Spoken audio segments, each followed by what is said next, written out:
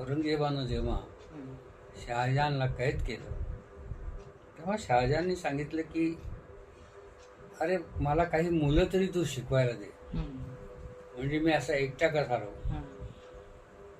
तर औरंगजेबाने त्यांना म्हटलं की अच्छा, अब तक आप में से वो बादशाहत की बू नाही गई की कुणावर तरी अधिकार गाजवायची जी सवय आहे आपल्यापेक्षा छोट्यावरती, ती माणसाची असते. की चला माझ्या हाताखाली काही लोक आहेत की जा रे तू अमुक कर तमुक कर.